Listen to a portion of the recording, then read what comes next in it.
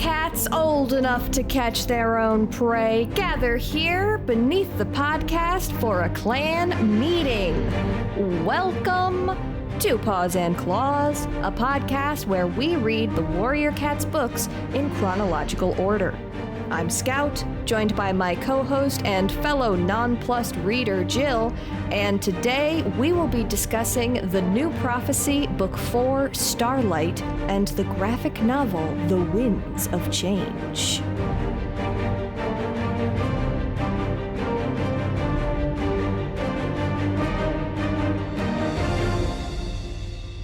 Hello, Jillian. Hello, Scout. Nonplussed. Nonplussed. It's just really the way that I felt after this reading. No, I agree. Sometimes we're had. Sometimes we're had. Things did technically happen. Yeah. I guess. Things happened. Didn't feel like they did. Happened. It didn't feel like a lot happened, but things happened. The summary ended up longer than I expected it to be. I was like, what the hell happened in this one? But there was some stuff that I needed to highlight. There's definitely some setup here. There's a lot of load-bearing stuff for future books. Mm-hmm. In a lot of ways. You know what? That's a lot like, oh god, which fucking Dawn of the Clans one did we say was I think it was the fourth one. I think it was too. I think that I was just about to say I'm finding a lot of parallels actually between this series and Dawn of the Clans structurally. Yeah, I agree. The Blazing Star. That feels like it was the one. I think so. Because A Forest Divided is the one where we were just like, I'm so fucking out. I don't like this one. But I feel like The Blazing Star was the one where we were like, things are weird, but like the stuff is getting set up, I guess. Yeah. And then the last one was just deeply sad. Yes. Yeah. Because the third one was the first battle, right? The third one was the first battle. Which, like, same with Dawn, was pretty damn good. Yeah, exactly. And I think the second one, Thunder Rising, also probably had some setup in it, but it was more like the only thing is that the Sun Trail is more the journey book kind of. It's that we don't quite get the same sort of journey book that like StarClan's Chosen goes on in the New Prophecy. Yeah. But there are still, I think, structurally similar beats. And you know, around the fourth book of Dawn of the Clans is also where I was like, what's happening to all the characterization? Yeah. That's a little preview for what we're going to talk about in this episode today. Before we get there, though, how is the prey running? The prey's running all right. We ordered some barbecue tonight for dinner. Ooh. Because we took an hour-long Pokemon walk. Pokewalk! Hell yeah! So both my husband and I have been getting really back into Pokemon Go. Today was a community day, which is where for 3 hours in local time, it's basically like 99% this one Pokemon. So you can just like catch a shitload of them. Oh, so hell that yeah. you can actually like evolve them to the Pokemon that they're evolving to. So this one was Bounce Sweet. So I did catch a shiny Bounce Sweet, which is gorgeous. Like the shiny Sarina. Is she like a pale yellow color? Part of it is, and then she's got like this nice violet. Yeah. She's beautiful, and I love her. Pretty. So yeah, we took an hour-long walk around our apartment complex and just caught a bunch of Pokemon. Did a route. Did a raid. But yeah, no, I think it was a really nice walk. However, I was bone tired. Oh, absolutely. I took a nice shower, and then I was like, okay, I'm actually kind of hungry. So we ended up getting some barbecue. Hell yeah. And I had some pulled pork with a spicy vinegar barbecue sauce. Ooh. Yeah. I think they use like cheerwine in it as well. Oh, nice. It's delicious. And then I had their 3-cheese baked mac and cheese, which is so fucking good. You just love a baked mac and cheese. I love a baked mac and cheese. It's so good. So that was dinner tonight. It was very delicious. Tasty. How's the prey running for you? Prey is running pretty good. It's been one of those weeks where I have had many tasks, and so not as many of my tasks have been devoted to food because it's been devoted to other things. 100% same here. But I believe this is a repeat. This is a rerun of a recipe that I have talked about making before on the podcast. I think tonight, I before recording, I was prepping a sheet pan chicken tikka. Hell yeah. For tonight. So that's what it's going to be, all ready to go in the oven after we're recorded. After podcasting is done, going to have just some delicious chicken tikka. I'm going to make like a cucumber raita to go with it. Just a nice time. Nice. And yesterday, my mom and her friend went out for lunch, and my mom brought me back half of her chimichanga for my lunch today. So I got to have leftover yummy. chimichanga, which was very tasty. Love that. Yeah, that's what I got for food. But I do also have some art to talk about. Hell yeah. I found a one of those Russian woodcuts that I just really, really liked. It is the scene of Misty Foot spying on the meeting between Mudclaw and Hawkfrost. I'm laughing a lot saying that sentence and thinking about the people who listen to the podcast but don't read the books, and so are just hearing like 3 cat names in a row. Yeah. Like they're all cats that we've mentioned before, but it's very funny to think about. So it's these 2 cats sort of silhouetted against a big moon, a big stylized moon in the background, and then Mistyfoot is in the foreground, sort of peeking out from the reeds. Huge on that. And then I just wanted to highlight the original print cover, like the back art. The leaf pool like portrait is also perfectly nice, but I just am really it kind of gives do you got games on your phone energy. It does get, she's looking at God, as the McElroys love to say, looking up at God. But the background painting is so, I'm just like obsessed with these clouds. There's these big billowy clouds with sort of some stark rim lighting and then a lot of really soft bounce light in them. There's a cat going, ah, on the back. On the back cover that's really good. These cats are fighting. There's just some really nice dynamics between the cats that are fighting on the front. I love that one. And I do love the one that you just pasted into the document that I forgot to. I had brought it up when I was doing my prep and then forgot to paste it in. But this is, of course, the Polish cover. It's got the Northern Lights in it. It's got this beautiful leaf paw / leaf pool portrait. It's got the little solo, one single cat sitting like by what we will come to discover is the moon pool in this book. And they're just like really staring up at the sky. It's really gorgeous. It's really pretty. I think the Polish covers, in my opinion, do some incredible silhouette work. Oh yeah, especially for this particular series, yes. they have a very specific stylization that they're doing for the covers of this series with the silhouettes. Like so far, every one of these have had a big cat portrait, headshot, and a silhouette like in a scene, and they're all just working really well for me. I love them. I agree. Do you want to mention the release news that we've had this week? Yes. So we are late to sharing this news because it has very clearly been out for a little bit, in that we have even gotten the title and blurb for the next arc. Arc 9 information has been released. I'm waving my hands in the air. It is called Changing Skies. The first book is called The Elder's Quest. And as mentioned, they said that they are bringing back a character from the original series, and we found out who that is. So skip ahead like 30 seconds if you don't want to know. 30 seconds to a minute.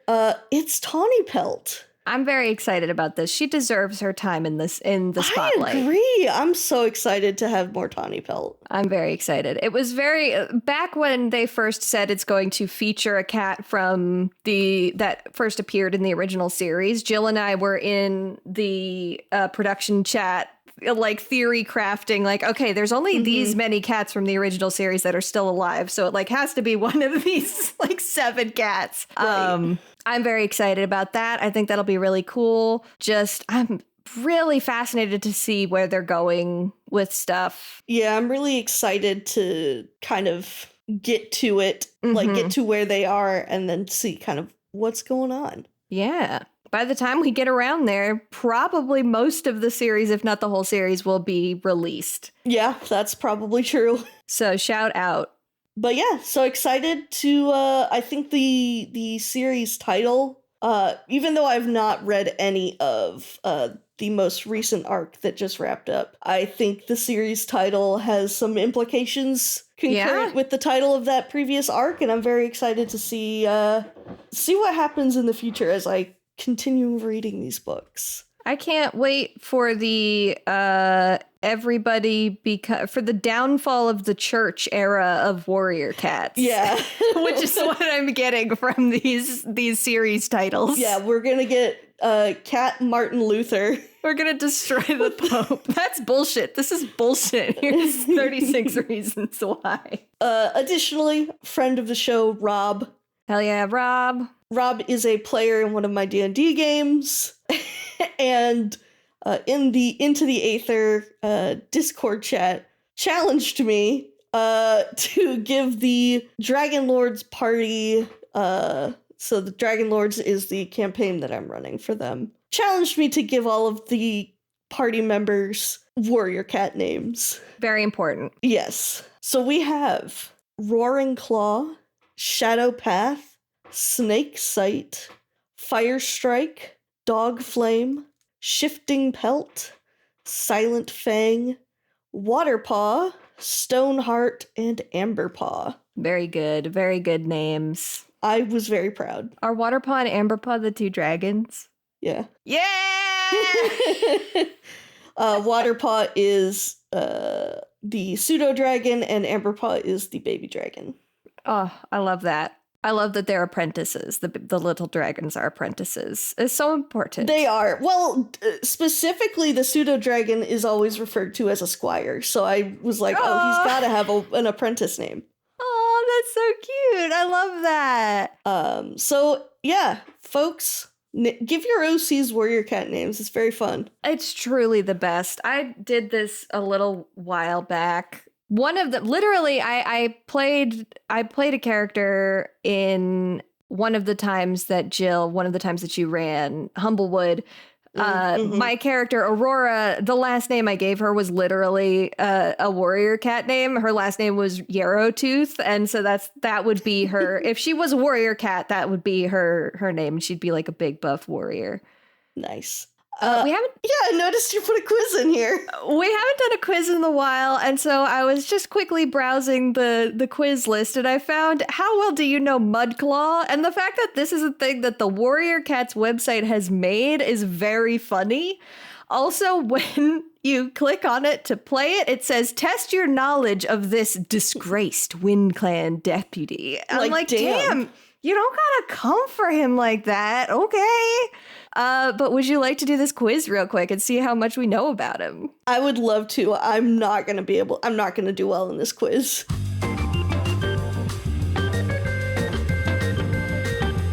I got 3 out of 6. You did better than me. I got 2 out of 6. Sorry, Mudclaw. Which of these cats is not one of Mudclaw's kin? I read that wrong or I would have gotten it. Who did you put? I put Tornir because I knew that they had said in the graphic novel that we read today that they were kin. Mm-hmm.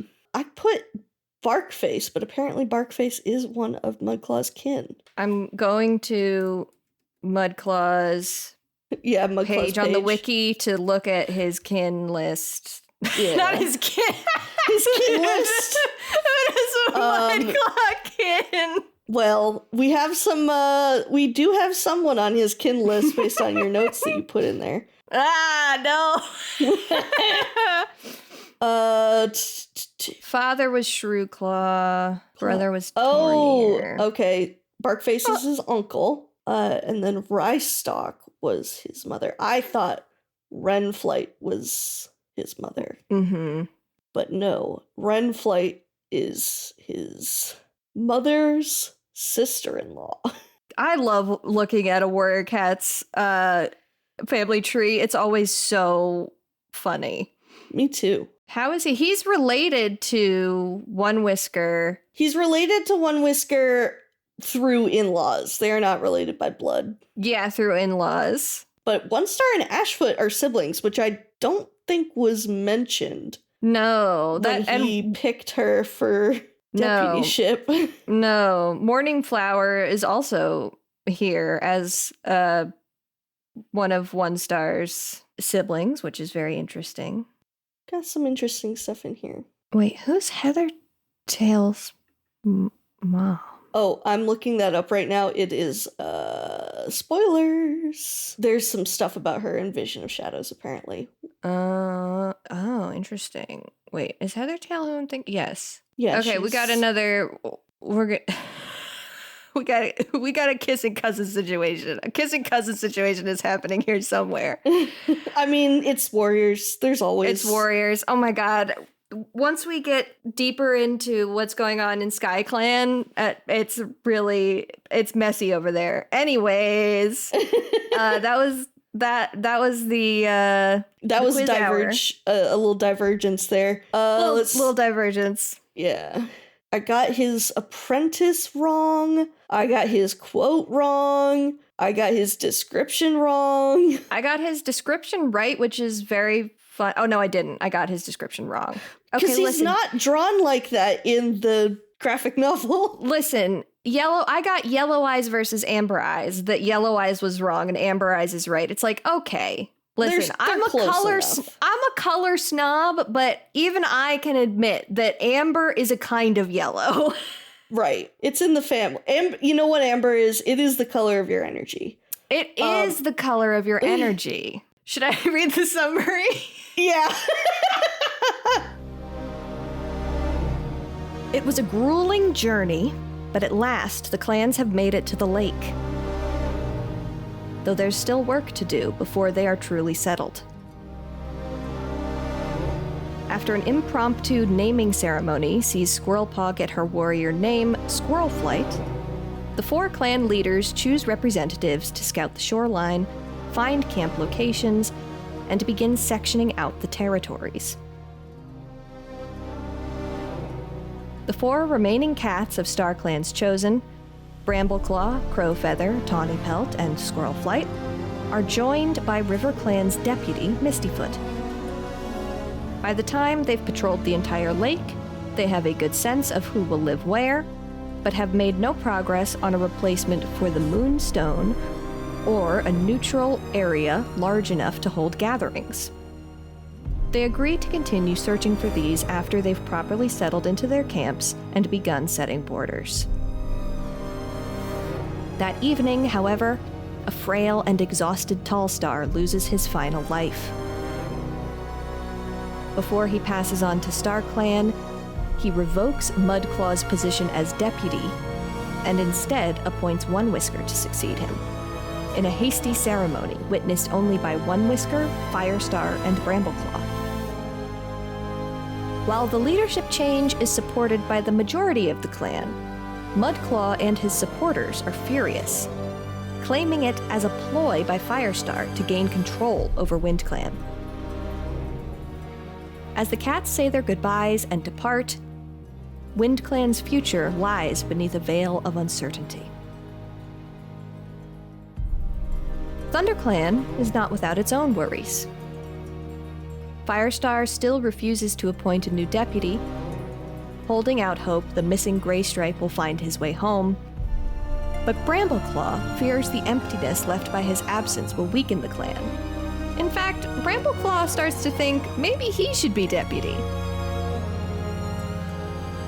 His newly manifested ambitions are spurred on by conversations with his half-brother Hawkfrost and a mysterious shared dream where their father visited to praise them.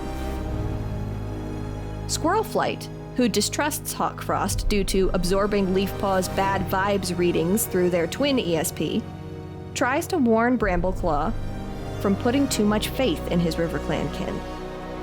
but some cartoonishly bad communication skills about the subject lead to a falling out between the two of them. Meanwhile, Leafpaw receives a dream from StarClan, which directs her to a place she calls the Moon Pool, a crystal-clear spring that will serve as the meeting place between the living clans and their ancestors, just as the Moonstone did in the Forest Territories. She is given her full-fledged medicine cat name, Leafpool, in honor of her discovery. This triumph, however, is accompanied by a new and chilling prophecy. Before there is peace, blood will spill blood, and the lake will run red. With the clan's connection to StarClan reestablished, One Whisker can finally receive his 9 lives and officially become WindClan's leader in the eyes of the stars. In a last-ditch attempt to regain his power, Mudclaw attempts a coup, abetted by Hawkfrost of all cats. ThunderClan comes to One Whisker's aid, and the dissenters are sent fleeing in all directions, with Crowfeather darting towards ThunderClan's camp, and Brambleclaw running after his half-brother and Mudclaw. Leafpool, back at ThunderClan camp, is saved in the nick of time from falling and breaking her neck by Crowfeather. The prickly WindClan cat confesses that he's fallen in love with her, despite still missing Feathertail, and despite knowing that they are separated by clan and station. He flees before Leafpool can respond, and the young healer is left holding on to the realization that the feeling is mutual. A furious Brambleclaw confronts his brother, but Hawkfrost says he was only doing what he thought was right, denying Mudclaw's claims that Hawkfrost offered aid in exchange for being made WindClan's deputy when Mudclaw became leader. The argument is cut short when lightning strikes a large tree on the small island in the lake, sending it crashing down onto the shore and onto Mudclaw. The cats see this as a sign from StarClan that One Whisker is in fact the rightful successor to Tallstar, and death was Mudclaw's punishment for his denial. In Winds of Change, we see these events from Mudclaw's point of view, and are privy to the insecure origins of his behavior. His insular tendencies and solitary focus on the well-being of his clan above all others might come from the seed of good intention, but are harmful all the same. We see Hawkfrost play him like a fiddle in much the same way his father Tigerstar once manipulated Leopardstar, proving that Mudclaw was being truthful when he told Brambleclaw about his half-brother's hunger for power, at any cost. After his death, Mudclaw ascends to StarClan, much to his surprise, and is greeted by Tallstar, who apologizes for what he went through and explains that, while Mudclaw would have made a good leader in many respects, he believes WindClan needs a different kind of leader for the dangers that lie ahead for the cats by the lake. Mudclaw accepts this explanation and agrees to give a life in One Whisker's 9 Lives ceremony, helping to usher in a new age of WindClan under One Star.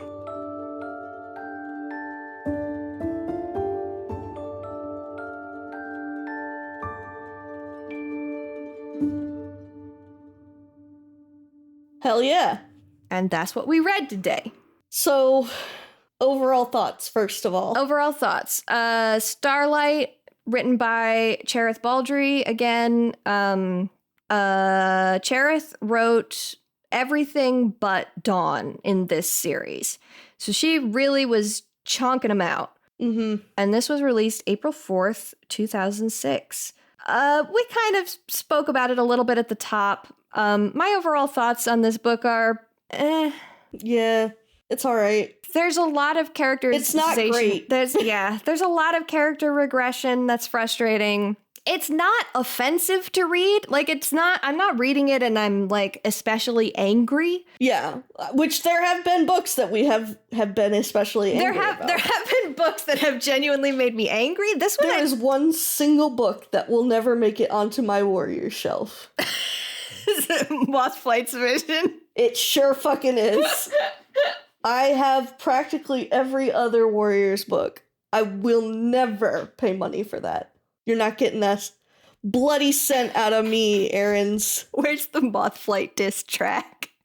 Yeah.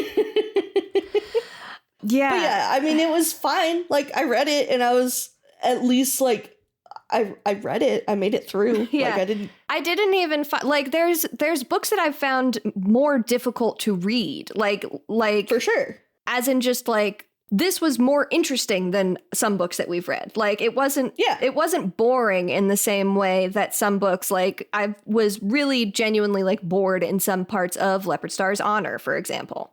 For sure. But it's just, everything that happens just feels kind of impotent. Like, there's a lot of, I don't know, there's just not a lot of... Like, the drama doesn't feel deserved. Yeah, the drama doesn't feel deserved. Everything is a little bit disjointed. We see a lot of something that we talked a lot about in our first season when we were covering Dawn of the Clans, which is like big characterization swings in order to move the plot in specific directions. Yeah. I mean, yeah, there's some light points in there that I will give it some credit. Yeah, so. Definitely. On the other hand, I thoroughly enjoyed Winds of Change. It was fun. It was good. Yeah. It was a fun book. I really did like Winds of Change. I think even though it was just like, hey, here's the exact same scenario just told from the other point of view, I think it was deserved. And I did actually really enjoy it. Yeah, it was good. And of course, you know, James Barry always kills it with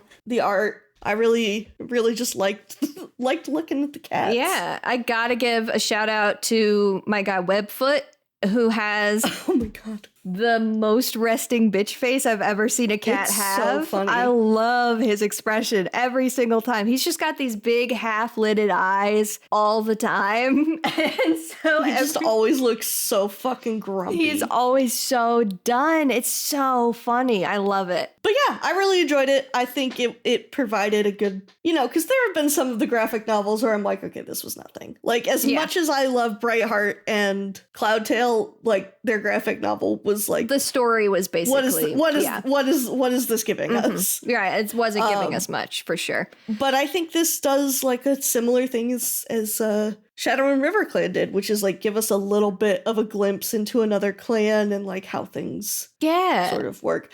I will say, and I know we should let ourselves like get deeper into it, but I did just think of this. The fact that the cats transplant a bush in Winds of Change, just something to think about. I fucking love it when the cats do agriculture. We're gonna get so fucking funny. We're gonna get a whole thing later where like some medicine cats start a garden, and I just think about it all the time. That's hilarious. I love that, and I cannot wait. It's just, I love it. I mean, you know, it makes sense, so fuck it. Why not? Why not? You know, I love. As I stated in the summary, we have Squirrel Flight basically inheriting all of Leafpool's feelings about Hawk Frost just from ESP vibes. Like, I feel like they have one minor conversation about it, but she expresses distrust for Hawk Frost even before they've really had a conversation about it. For sure. Just through the ESP. So, you know, we're starting there. We're moving into agriculture. We also had Cinderpelt have a pet snail in the other previous thing, which is like a very human thing to do, is have a pet. Yeah. I love that though. I love that shit. It's so funny to me. It's so good. I hope Cinderpelt's pet snail is okay in the forest. Me too. I hope it didn't get crushed. Oh no. It's a snail that probably did not live long enough to see that. Yeah, it probably passed away peacefully and was given a respectful burial by Cinderpelt before the events of the new prophecy. Speaking of prophecies, Goosefeather prophecy alert! Whip, whip, whip, whip. We love to see it. 19 episodes ago. Can you believe that Goosefeather's Curse I really was can't. That does not feel correct. episodes ago? That feels wrong. I know. So 19 episodes ago, I made the list of the prophecies that Goosefeather got in Goosefeather's Curse from various ghosts, and one of them was blood will spill blood, which we that is part of the big prophecy that we get here that will play, I think is safe to say without it being too much of a spoiler, will play a significant role in the whole back half of this series. For sure. So I was just excited when I noticed that, and I was like, hey, I know that one. I know that we talked about that one. I remember saying that one. Should we just get right into Leaf Crow here? That's sort of your big note, and it's one of the first things I noticed was that we had some flags right at the top of this book. I don't want to. Can we just pretend that it doesn't exist? I hate it so much. I'm sorry if you are a Leafpool Crowfeather shipper. I need you to tell me why. I need you to explain to me how it makes sense to you in your brain. Because it is out of fucking nowhere. It really is. Leafpool has not shown any interest in, like, having a mate, having kids at all. And then all of a sudden she's like, oh man, I'm so jealous of the feelings that Squirrelflight has for Brambleclaw, and I'm never gonna get that. And, this annoying Wind Clan warrior is just such a piece of work. Maybe I have feelings for him. Like, what the fuck are you talking about? So, Pat, you're so passionate about this. I fucking hate their storyline. I'm so sorry. I cannot stand it. It pissed me off when I was a kid. It pisses me off now. I mean, you're very valid. I don't have feelings that strong about it, but I can understand it. Yeah. I just feel like it really did not have any buildup. It doesn't. And it doesn't make sense. I had a thought in this particular reading, and that was based on the knowledge that I have accrued through doing research for this series, and that is the fact that the back half of this series was not planned originally. Yeah. This feels so much like something that the Erin team at the halfway mark was like, oh shit, Scholastic ordered 3 more books we don't have the series planned out. We gotta find a way to keep Crowfeather involved. We've gotta find a way to keep Crowfeather involved, and this is the thing that they settled on. It's just sort of a baffling choice. Yes, and I think it lines up again with the mischaracterization to move forward with the plot, because they were probably also like, okay, Leafpool finds the Moonpool. Like, what else is her storyline going to be about? Yeah. I know, let's add a forbidden romance in there. Exactly. And let's make it Crowfeather so that we can keep him in the narrative. Yeah. Like, it feels so slapped together. Mm-hmm. And, like, here's the thing. Mm-hmm. It would make more sense for him to be having a potential romance with Squirrelflight. Mm-hmm.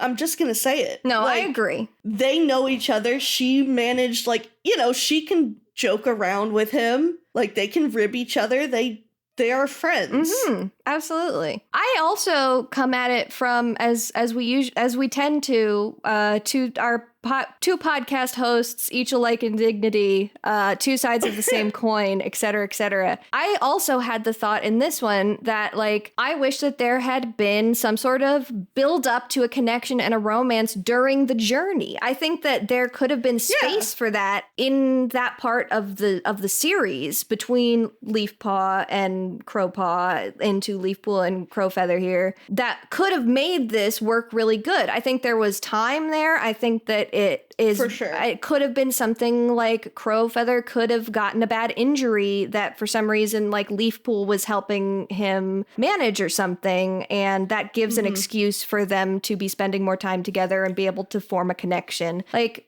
but it all the interactions they have feel forced in this book. Absolutely. Yeah. And it does not feel like any genuine connection is made. Tell you what, we're gonna put the tinfoil hats on. Conspiracy time. Okay. Squirrelflight did have a crush on him, but thanks to Twin ESP, it got absorbed out of her by Leafpool, and now Leafpool has Squirrelflight's feelings for Crowfeather, but thinks they're her own. Wait, that's good though. That it's absurd, but like it works in this heightened melodramatic That's the only way space. I'm accepting this. That's the only way I'm accepting it. Yeah, I don't know. I just really don't like their pairing together. I really don't like where their storyline goes together. I'm kind You of. guys are gonna see. Yeah, if we're gonna see it. It just becomes like it becomes so plot important too. I know. Which is, I think, why it pisses me off so bad that it does not have the build-up it deserves. Yeah, like, if you're gonna make it that plot important, That's like, fair. give us something. Mhm. Make me root for them, Erin's. Because right now I ain't rooting. I ain't rooting or tooting.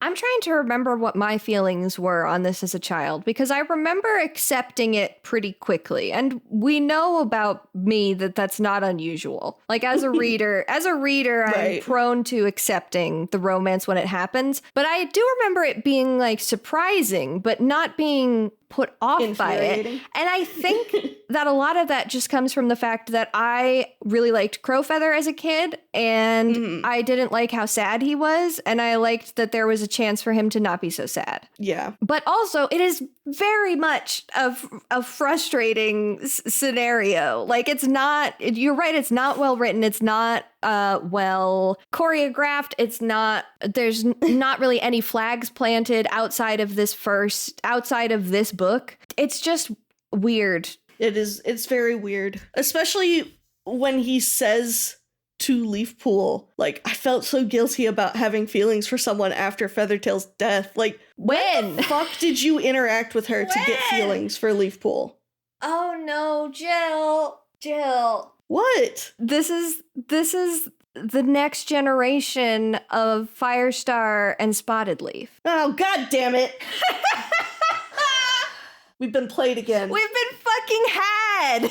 Erin's, if we ever meet again, because I have met one of you a long time ago when I was a wee child and I did not have the capacity to analyze literature that I do now. If we meet again, we're going to have some words. Know this.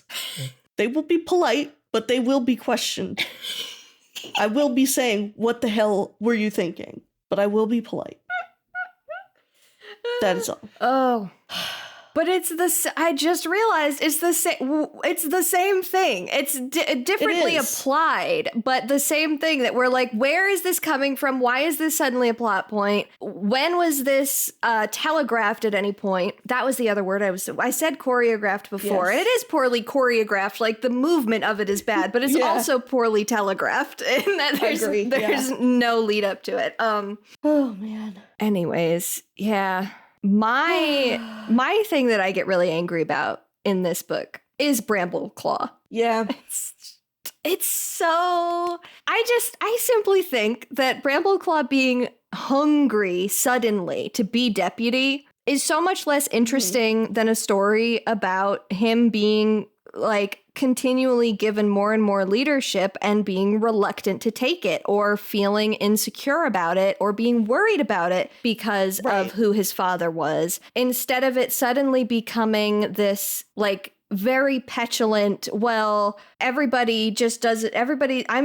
Nobody's, making me deputy right now because my father was Tiger Claw. And it's like, it's like, we've gotten over that. We went over this already. We don't, which is why I tend to call this like the regression arc for Bramble and Squirrel, both of them. Squirrelflight doesn't regress in the same way that Brambleclaw does, but like their relationship regresses so deeply. And for sure. And it's so weird. The lack of communication is just agonizing. It really is. It's really like, and this is the thing that when I was a kid, I was so frustrated by. I mean, and I'm sure you would.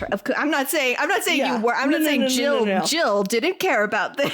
Like lack of communication or miscommunication in stories is always such a hard thing to do in a satisfying way. Mm-hmm. When it hits really well, it hits so well, right? Right. But miscommunication for the sake of just forcing relationship drama pretty much universally just lands flat for me. Yeah. Because, realistically, if you're in a relationship with someone, you're probably gonna talk about it. Like, I would love it if people who are in relationships would talk about things. And I think people do. Yeah.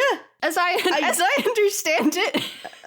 As far as I know. Communicate. But yeah, I 100% agree about the Brambleclaw regression arc. I feel like they were trying to do something of like, I want to be ambitious, I want to have goals and aspirations, but I don't want to be like my dad. But they just don't execute it like that. They execute it as everyone else is judging me rather than like, I need to figure out how to like temper my ambitions with the fear of becoming like my father. Right, exactly. Because Hawkfrost does not do that. Yeah, and so it would be such a good, like... a good foil. Yeah, it would be a great foil. It would be a great, like, mirroring. But as it is, he just, like, becomes Hawkfrost 2, kind of. Like, yeah, Hawkfrost Light. The lamer Hawkfrost LaCroix.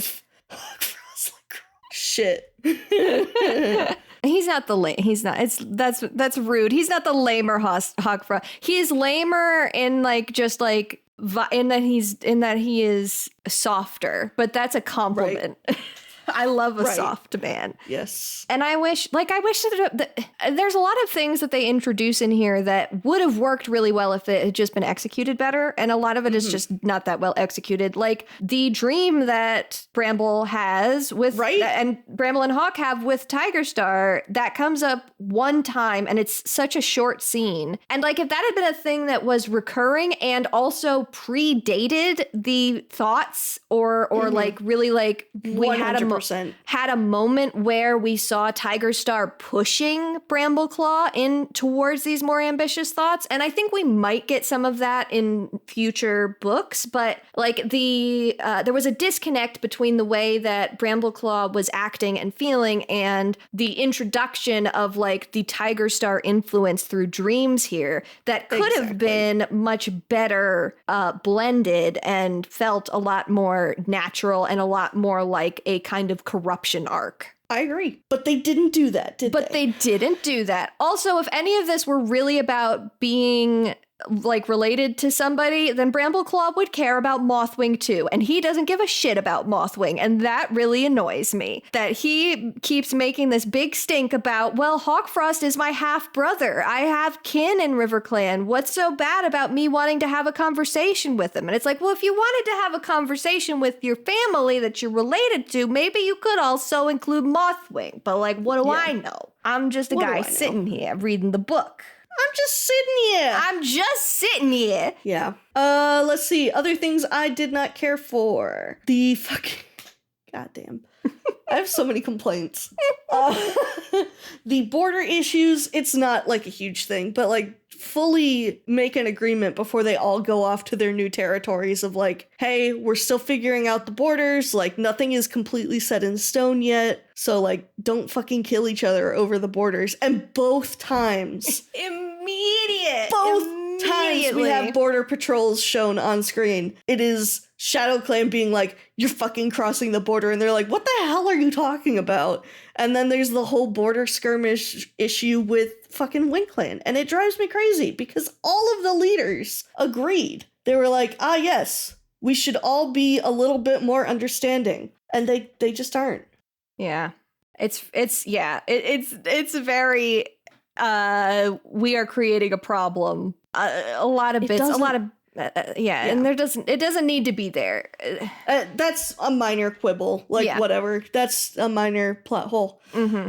Quick mention: the Ashfur Watch alarms are going off.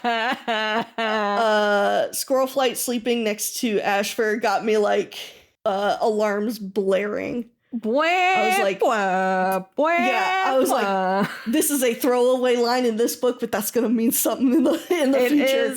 Fucking watch this boy. Keep an eye on this motherfucker. We are slowly approaching the Ashfur drama. We'll get there. Oh my god, you guys are not ready. If those of you who have not read the books, oh my god, you are not ready for the Ashfur drama. I know we keep mentioning it, but like, you are not ready for this man. Whatever you think is going to be the most extreme choice that Ashfur could make, that's not going to be as extreme a choice as what happens in the book. And I am confident in saying that to any listeners who are not reading along. You can think in your head of the most absurd thing that you could think for Ashfur to do as we move forward and we see what his arc is. And you will still undershoot. You will 100% not predict it. It is unpredictable. Oh, man. Wow. Speaking of minor quibbles, I have one quibble and then one thing that is kind of related. Perfect. The quibble is they make a big deal. They make a big deal out of Tallstar not using the right words when he assigns One Whisker to be the deputy instead of Mudclaw. The traditional phrase is not that different from what he says. Like, he says, I say this before StarClan, which is a big part of that phrase. Like, and also is words calm down. The other thing is just that we had another Make the Clan Great Again. This time it was from Mudclaw. That's Mudclaw's kin list. That's on Mudclaw's kin list. I need Donald Trump to stop haunting the narrative for me. Get him out of here. I have a controversial take. Okay. And I apologize to anyone who enjoys this particular storyline, but I am going to speak my truth. Okay, speak your truth. I have never enjoyed Mothwing's atheism storyline. This is a surprise to me because it seems like a thing that would be very much in Jill's wheelhouse to me. Yes, so here's the thing.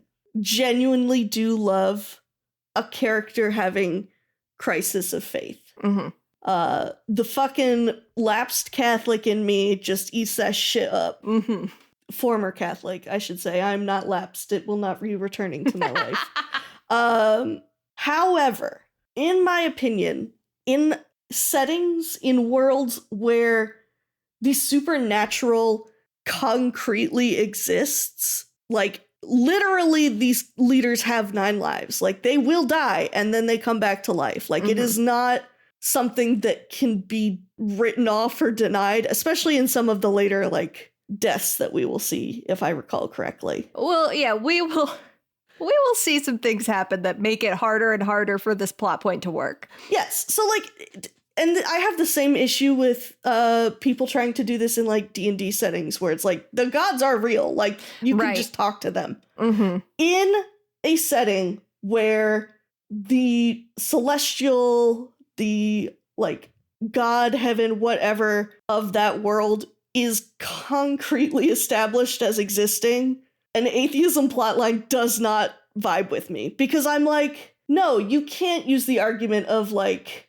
well, I only believe in what I can see, because you can literally see it happening. Mm-hmm. Like, you can see the 9 lives happening. Yeah, you can see wounds clothes. Yeah, to me, it does not have that hit, you know, of, like, a character losing their faith or not having their faith in something that, like, everyone else believes in. Because I do genuinely enjoy stories like that. I love that shit. Yeah. Like, I really liked the cats who, yes, they still believe in StarClan, but they do not believe that StarClan is going to do anything to help them. Like, they have lost their faith in StarClan and are just like, they're up there, sitting up there, and they're not doing anything to fucking help us. Yeah. But the flat out denial of StarClan is what kind of just, like, shakes me on this one, because I'm like, it doesn't make sense to me. It takes you out of the, like, suspension of disbelief. It really does, and it has since I was a kid, because I was like, okay, you literally have spoken with StarClan, and, like, talked about speaking with StarClan as if you believed in it. And now all of a sudden you're taking this 1/8. It feels, again, like a contrived plot point that they put in this book to start raking in the drama. Yeah. I think the thing I've always appreciated about it is that it's fun to see a very different kind of medicine cat. I agree. And I think that the dynamics between her and the other medicine cats can be really interesting. But like, it's another instance of there's like a better, more interesting storytelling option. And that would be sort of what you said before. They've lost faith. It could be, well, yeah, they exist, but they aren't gods. They're just like they're just ghosts, which, or they to don't. be fair, is like kind of what I got the vibe of her believing beforehand. But now she's like, no, I don't think they exist. And I'm like, okay, I'm sorry, girl, we can't. Yeah. She's like, because Leafpool is literally like, how do you think the leaders get their 9 lives? And she's just like, it's like, okay, that's not. Come on yeah. now. Yeah. I always remember it being that she loses her faith after spoiler for the future, like small reveals They kind of mention it in this one. You can kind of get the sense of what happened, even if you haven't. Yeah, but the thing that happens is I got the sense that she lost her faith after she found out that Hawkfrost is the one that put the moth's wing outside of Mudfur's den. Right. But I'm curious now to see if that's just something that like my brain rewrote to make it work better. Yeah, because I feel like she knew before they went on the journey, because I feel like I remember Leafpaw mentioning like, oh yeah, well, you shouldn't doubt your place as Medicine Cat. There was the sign. And Mothwing is like, yeah, the sign. And then Hawkfrost shows up and like interrupts her telling Leafpaw. Yeah. So I don't think it is this is what specifically caused her loss of faith. It feels very much like a sudden turnaround. Yeah, it's me giving a very generous read. Yeah. Which I can't fault you for that. No, I totally, and I also completely understand. It is like absurd in a lot of ways, to have this in a setting where there is so much supernatural and like deific focused stuff happening is so true, for real, for sure. So, I wish I could like this plot point more, but it is something, and it's just a thing about me where I'm like, yeah, if the story has it built in like that this exists and is provable to exist, like on the basis of like scientifically provable, rather than just like, oh well, I have faith that it exists, like it is physically provable, like you can prove it, then I can't fuck with it. That's that totally because makes to sense. me that feels very flat earther. Yeah, it is kind of the inverse of that, huh? Like the Dark Mirror. Yeah. The Dark Mirror. That's a show. No, that's Black Mirror. That's Black Mirror. You were close though. I was close. I don't know anything ever. I've been ragging on this book a whole lot. Let me give it one positive. I really liked the last chapter. It was good. The last chapter, choice. Yeah. Atmospheric, the storm, like you really feel like them slipping in the mud and them fighting, and it's really, really good. Really well done. Loved the last chapter. The rest of the book, Yeah.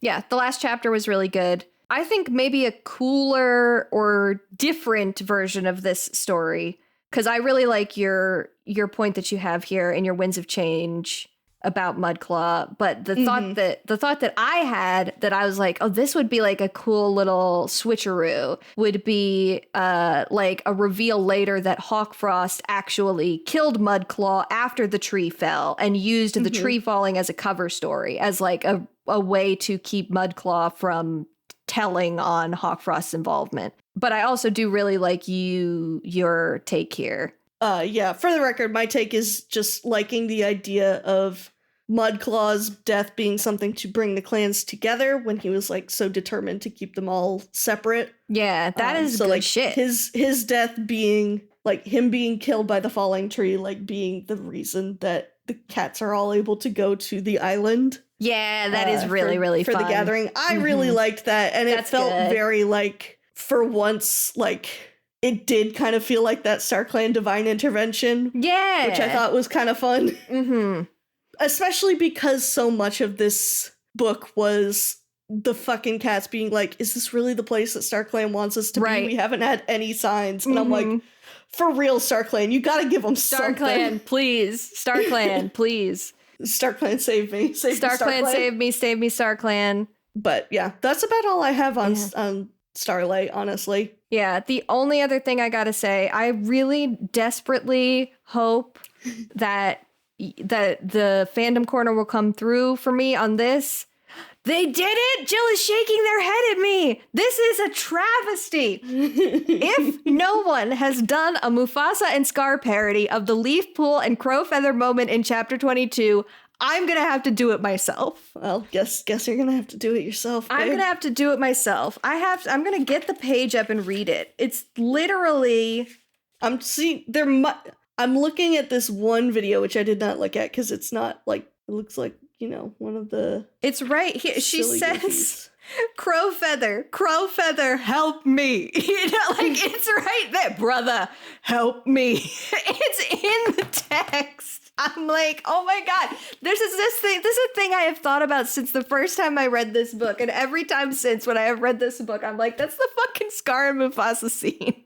It's just in there. I was really hoping when I did Erin Corner research that I would find out that it was a direct homage, like we had the Rambo homage, but unfortunately, no. Yeah, the only animated thing, it's not like here. It's I have to do everything myself. This house is a fucking nightmare. This house is a fucking nightmare. Fandom, please. Please.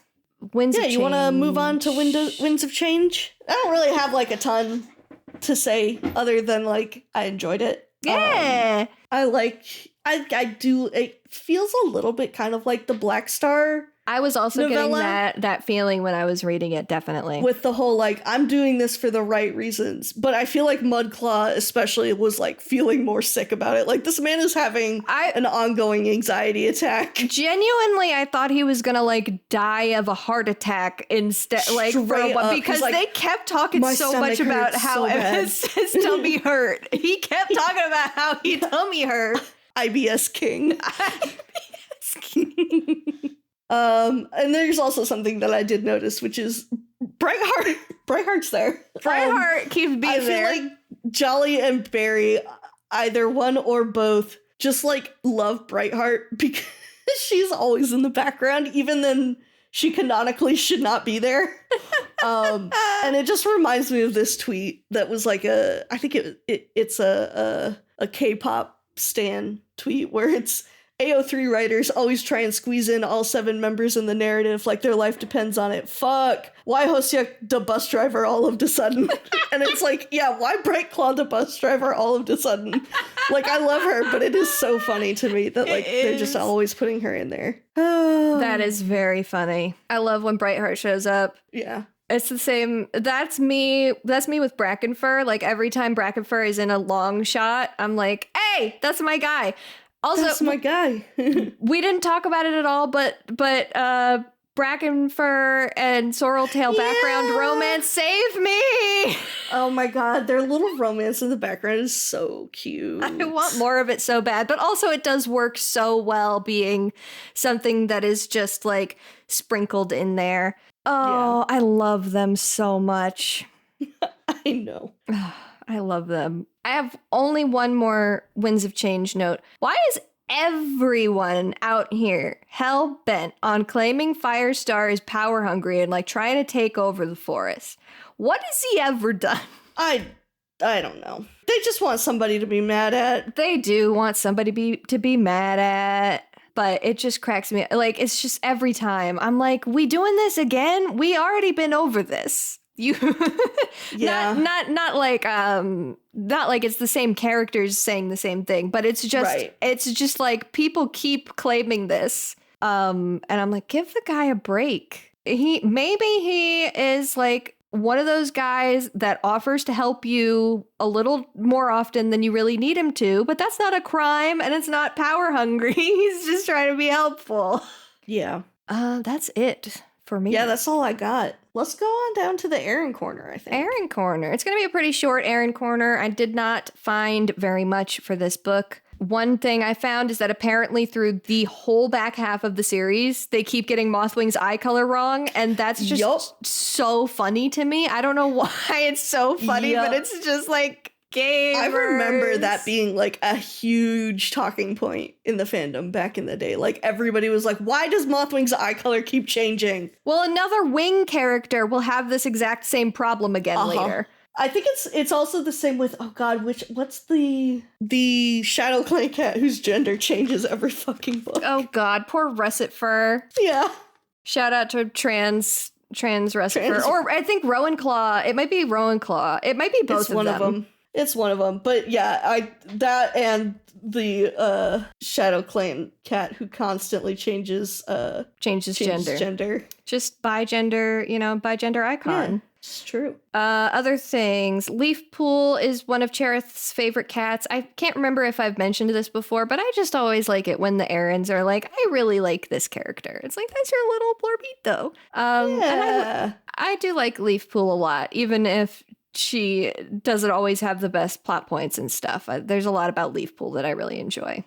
And then one note for Winds of Change is shout out once again to the wiki team DMing James Barry on Instagram to ask about background cat identification, being like, hey, can you confirm which cats these are just for our records? And like sending him an image with the names on it and question marks, like, can you please identify these? And he's like, oh yeah, those are XYZ cats. I just love that. But that's all I could really find for today. Why don't you take us into Sharing Tongues? Sharing Tongues is also short this week because, again, the names of these books did not prove fruitful in my search. I think what we've learned, I'm trying to search for forums, but I think a lot of the old forums have literally just been kind of nuked off the internet. Yeah. And unless you have like a specific link to use like the Wayback Machine, there's just no hope. Mm-hmm. So that's unfortunate. Reddit complained about the characterization, which for once I gotta agree with you, Reddit. You were right. It's really rough. AO3 doesn't have much. There's only 5 fics tagged for Starlight and 2 for Winds of Change. Mudclaw has 66, so good for Mudclaw. Good for Mudclaw. But Mudclaw's also been around for a while, so who knows? Somebody on Tumblr did say that Hawkfrost was flirting with Mudclaw in Winds of Change. Damn. He did make a very shitty joke where Mudclaw asks him how the prey is running, and he's like, swimmingly, and he's like, enough jokes. Let's get down to business. So funny. It's so fucking awkward. I loved it. It was so funny. To tie into your Mudclaw as Donald Trump, somebody did a Mudclaw portrait and they put the caption as January 6th if it was awesome.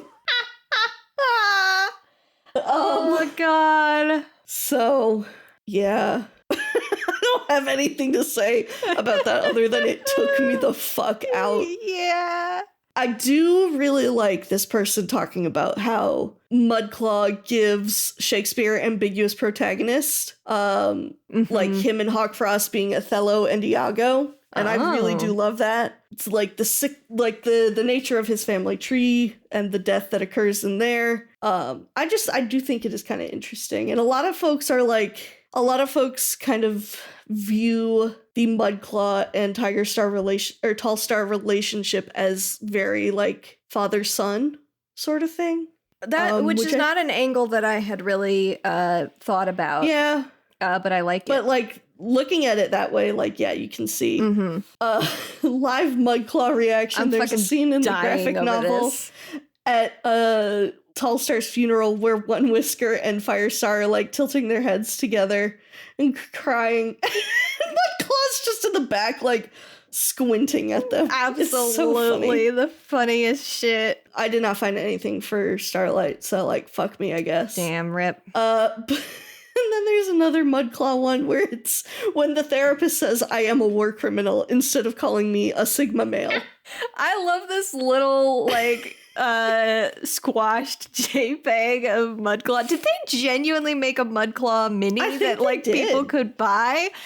Is he popular enough for that? I think they released the Mudclaw mini along with the Braze Pelt mini. That's so funny. Why? Yeah. Oh no, Ashfur and Mudclaw. Oh, okay. That's even more confusing. I know. Also included in a 3-pack bundle with Squirrel Flight, Scourge, Yellowfang, and Ivy Pool. That's more than 3. That's more than 3. No, you're so right. Why is it 3-pack? I don't know, man. It's more than 3, but less than 6. So it can't be 2 3-packs. Man, I don't fucking know. Who knows? But yeah, so I do think that's quite funny. That is really funny. That they made a whole little figure for Mudclaw. Because I'm gonna be honest, gang, until this book, I kind of forgot this man had any plot importance.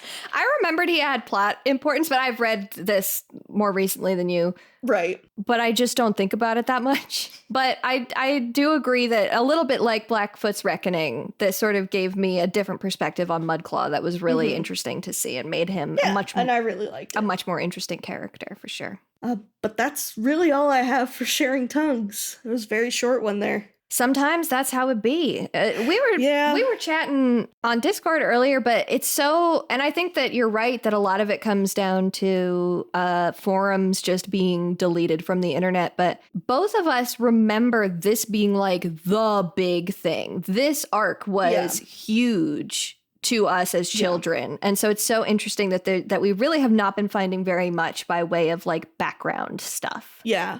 And I'm sure there are probably better ways I could be doing research on this, but I can't think of any. Like, it does not seem like... You're definitely doing the best that you can. I'm doing what I can. Exactly. But it definitely is like, I know things existed because I was on those forums. Right. And I just am like, they're just gone. Yeah, you have the memories. Let that be a lesson to you. Back it all up, folks. Let's head on into Warrior Cat of the Week. What say you? Warrior Cat of the Week. I've got 2 for Starlight.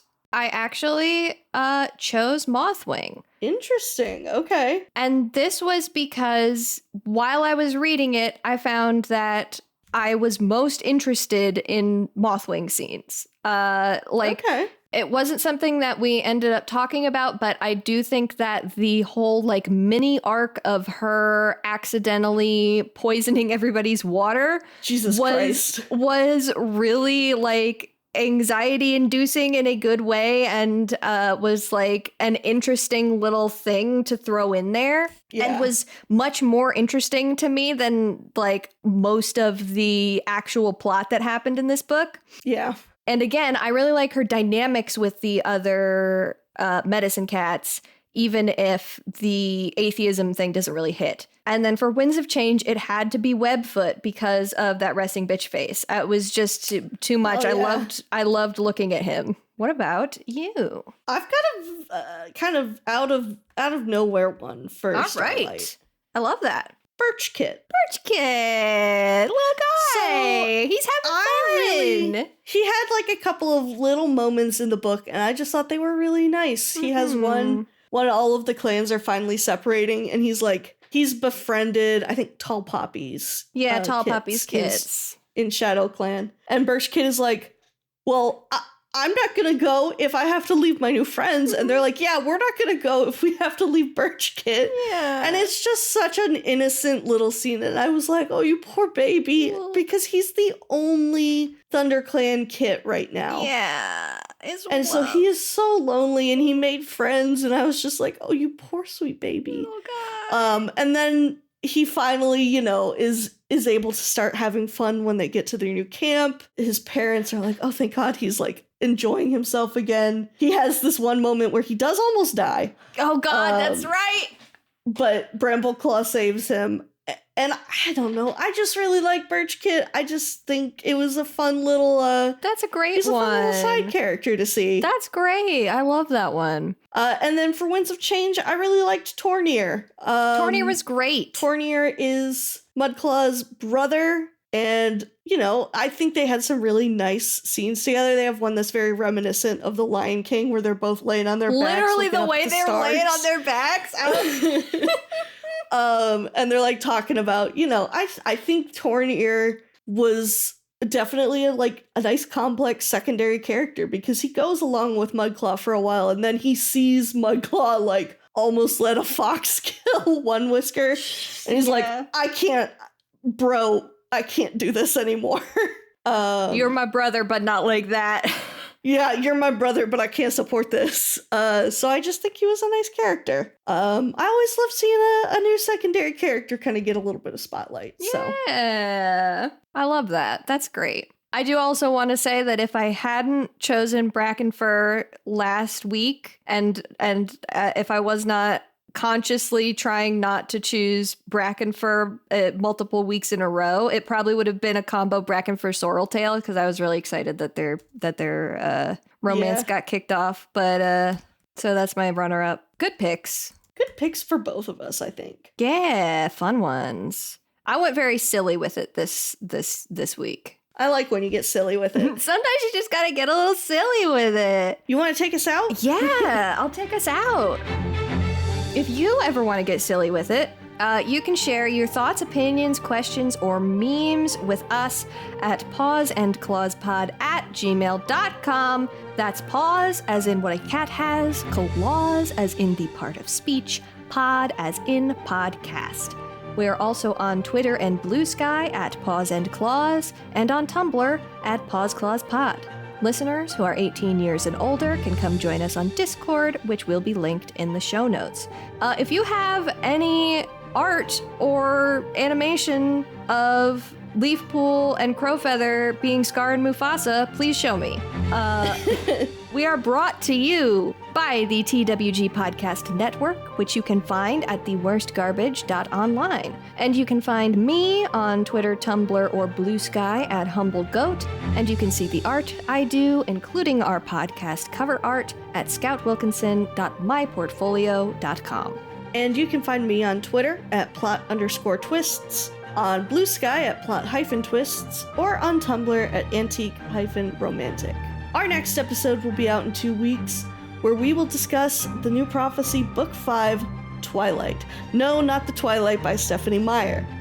Read along by buying the book from a local bookstore or checking out a copy from your local library.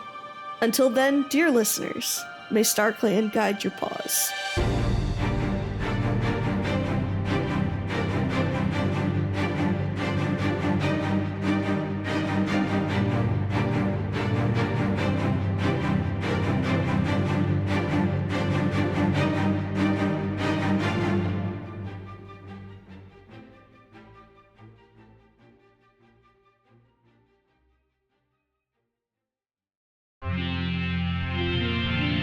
TWG, the worst garbage, online.